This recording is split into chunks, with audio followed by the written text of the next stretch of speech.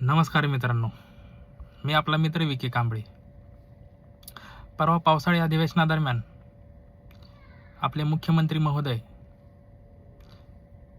पहिल्याच पावसात आपलं रूप दाखवणाऱ्या मिसिंग लिंकच्या विकासावर प्रत्युत्तर देताना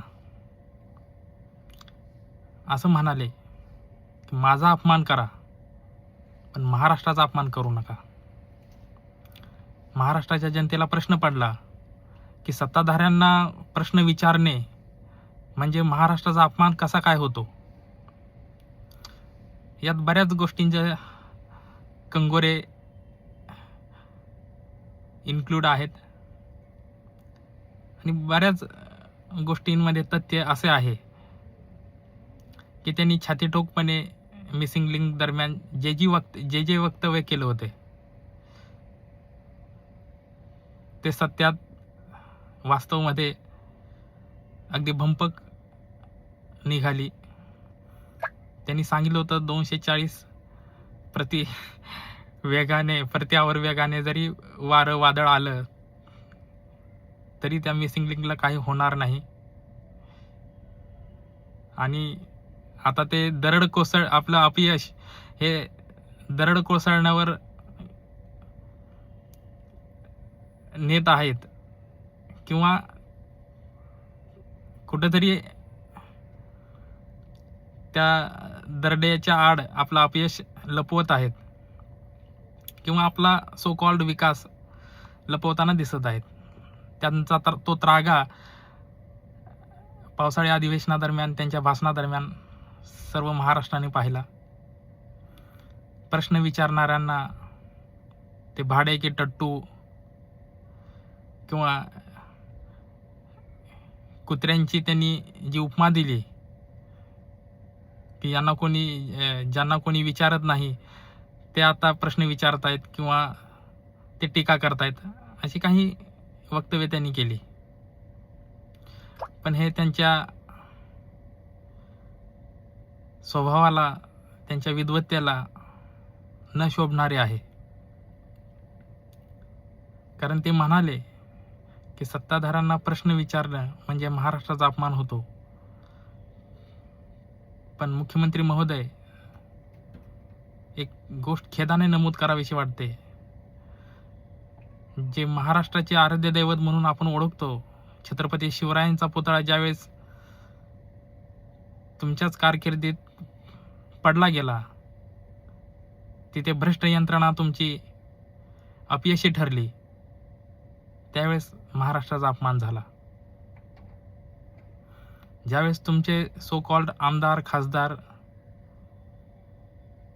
महाराष्ट्रात जातीभेदाचे तेढ निर्माण करणारी वक्तव्य करतात आणि त्याला तुमचा मूक पाठिंबा असतो, त्यावेळेस महाराष्ट्राचा अपमान होतो. महाराष्ट्राचा अपमान त्यावेळेस होतो ज्यावेळेस कोवळ्या कळ्या भर दिवसा खोडल्या जातात, त्या नराधमांना अभय मिळतं, त्यावेळेस महाराष्ट्राचा अपमान होतो. महोदय, महाराष्ट्राचा अपमान त्यावेळेस होतो ज्यावेळेस तुमच्या यंत्रणा जनतेच्या हितासाठी कार्यरत न राहता तुमच्या ताटाखालचं मांजर होतात, त्यावेळेस महाराष्ट्राचा अपमान होतो. महाराष्ट्राचा अपमान त्यावेळेस होतो ज्यावेळेस तुमचे राज्यपाल महोदय छत्रपती शिवराय असतील, महात्मा फुले दाम्पत्य असतील, सावित्रीमाई असतील, यांच्यावर चिखलफेक करतो, काही बाई बरळतो, त्यावेळेस महाराष्ट्राचा अपमान होतो. त्यावेळेस तुम्ही मूकसंमती देऊन शांत बसता, त्यावेळेस महाराष्ट्राचा अपमान होतो.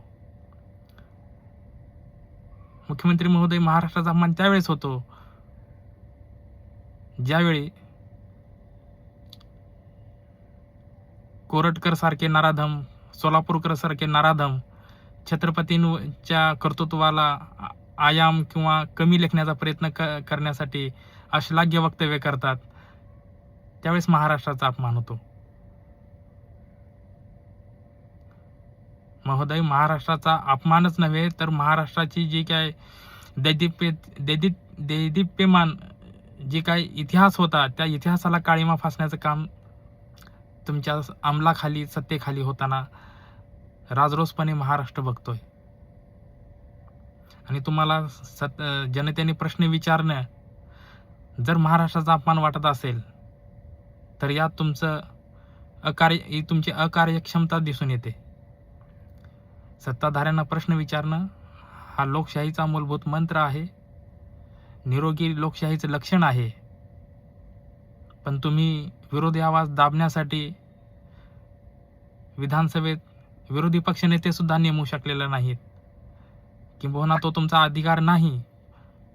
पण जे विधानसभा अध्यक्ष म्हणून नेमणूक केली आहे ते महाशय तर तुमची प्रत्येक धुंकी झेलण्यात आत्ममग्न असतात.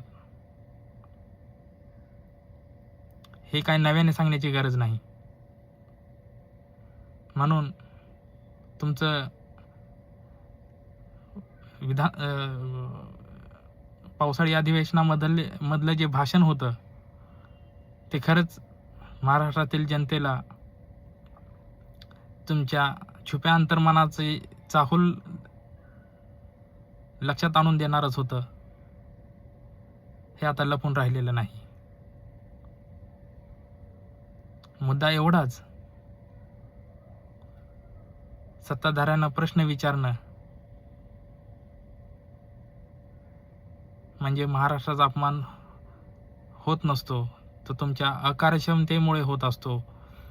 जे महाराष्ट्राचा आतापर्यंतचा इतिहास होता, जो फुले शाहू आंबेडकरांचा महाराष्ट्र म्हणून ओळखला जातो, तो आज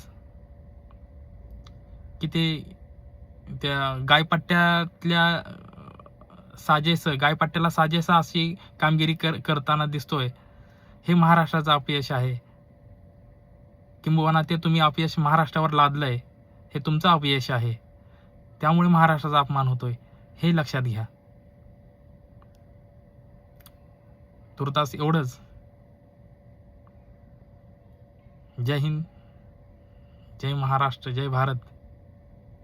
धन्यवाद.